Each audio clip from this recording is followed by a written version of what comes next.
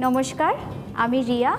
আর আজকে আমরা বানিয়ে নিচ্ছি বাঙালিদের ঘরের আরেকটা জনপ্রিয় খাবার মুগ মুসুরের ডাল। আমি প্রেসার কুকারে রান্না করব। আমি প্রেসার কুকারটা অন করে দিচ্ছি। তেল নিয়ে নিই। তেলটা গরম হয়ে এসছে, আমরা গোটা জিরে দিয়ে দেবো।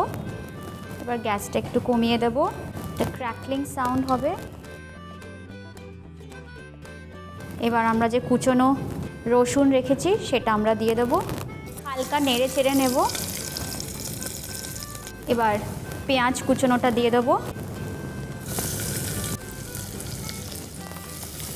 ফ্লেমটা আমরা আরেকটু বাড়িয়ে নিচ্ছি যাতে পেঁয়াজটা ভালো করে লাল লাল করে ভাজা ভাজা হয়ে যায়। যতক্ষণ আমরা পেঁয়াজটা ভাজছি আমি টমেটোটা কেটে নেব।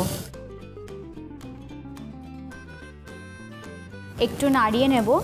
পেঁয়াজটা লাল লাল করে ভাজা ভাজা হয়ে এসছে, আমরা এবার এর মধ্যে টমেটোটা দিয়ে দেব।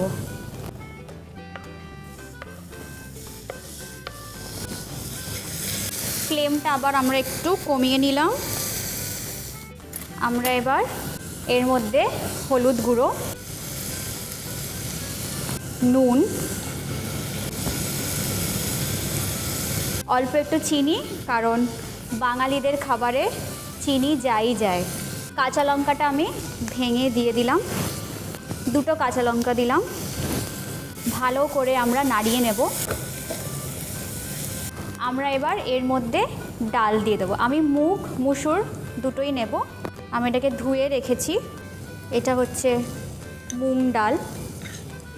আমরা বাঙালিরা সাধারণত স্প্লিট মুগ মুসুর ডালই খাই।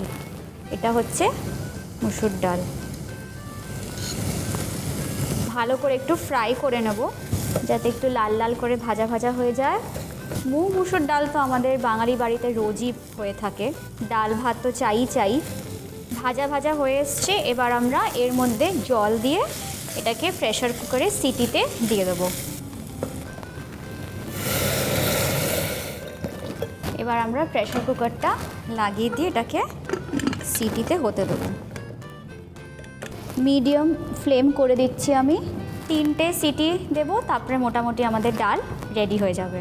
আমাদের অলরেডি 2-3টে সিটি হয়ে গেছে। আমরা এবার এটাকে খুলে দেখি। মনে হচ্ছে তো হয়ে গেছে, দেখা যাক। ইয়েস, ডাল ইজ রেডি। আমরা এবার এটাকে প্লেটিং করে নেব।